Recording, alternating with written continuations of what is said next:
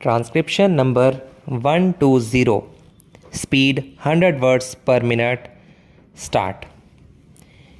Sir, insofar as the plan is concerned, its main principles and objectives are, I believe, acceptable almost unanimously to all the sections of this House. The main objective is that we must bring in a socialist society and not merely say what a socialist society is. And the plan has defined what its main objective or its main purpose in having a socialist society is. The main purpose is that whatever development we are going to do in this country, the object should be the socio-economic gain of the community as a whole in place of private profit. And secondly, sir, the whole pattern of development and the structure of the socio-economic relations should be so planned that they result not only in increasing the national income and the employment opportunities, but there should also be greater and greater equality in incomes.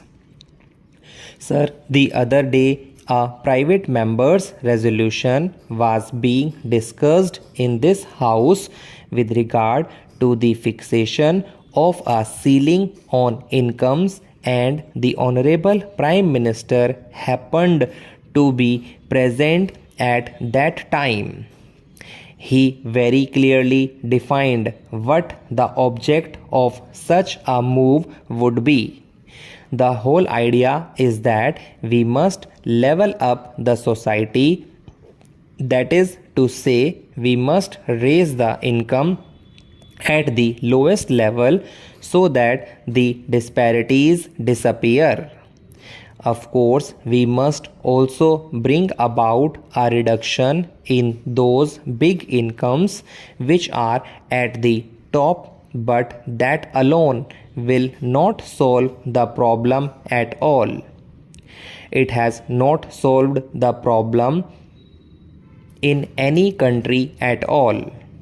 The most conspicuous example in this respect is the United States of America. I believe in the recorded history of mankind, there is no country which has succeeded so amply in practically abolishing the exploited labor class. Today, there is no such exploited labor class in the country. The whole population from the very bottom has been elevated to a sort of middle class. I was told that even the cook in an Indian embassy comes in his car to do the work and then goes back in his own car. Here, even members of parliament cannot come in their own cars. There, even a sweeper comes in a car. That is the object which we should have. In merely getting rid of the few people at the top, we are not going to solve that problem. If we distribute what they have, it would not last for more than a day or two.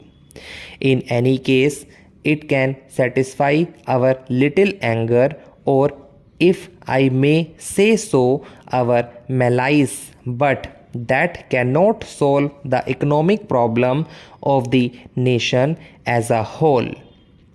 Therefore, sir, the main purpose is that we must raise the level of income at the lowest level of the community. That is the aim of this plan. We must raise the living standards of our people, and we must enlarge the opportunities of employment. We know, sir, that both in the countryside, in the rural areas, as well as in the urban areas, there is not only unemployment, but there is also underemployment on a very large scale, which is one of the main causes of our poverty. And if the plan succeeds in enlarging these opportunities of employment, it will have attained a very great object. Then, sir, another object and the principle is to promote enterprise among the different classes. Now, sir, the whole nation is not just on one level as it is in the case of France, Germany, or England. We are, if I may say so, a sort of multinational people. All sorts of communities are there. We have got the backward areas, we have got the scheduled tribes, we have got the scheduled castes, and certain communities have got an advantage over other communities, maybe for any reason or maybe due to the British period. There is, for instance, the Parsi community or the Marwari community, whereas there are large sections of the people who have got no hand in the industries at all, who merely live on agriculture and are therefore on a very poor level.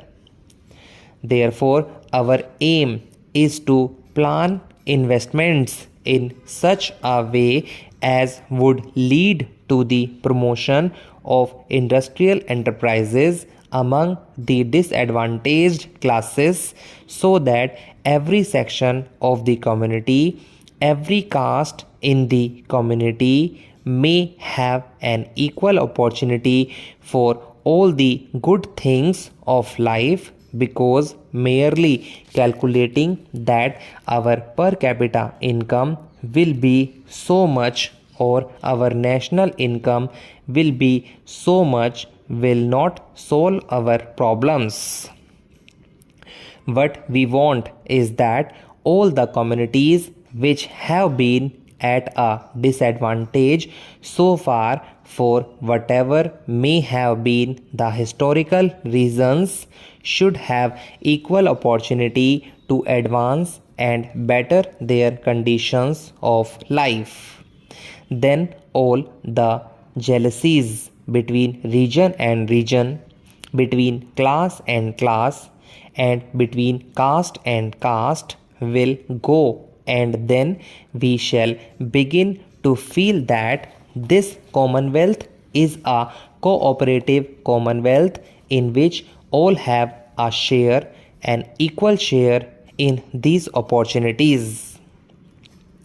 Then the object is that we must industrialize the country as quickly as possible with a great emphasis on heavy industries.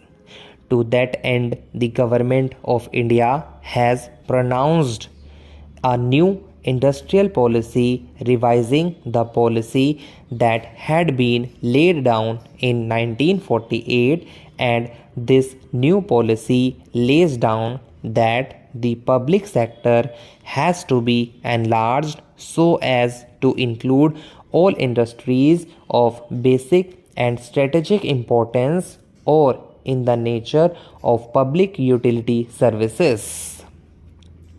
This is all very nice.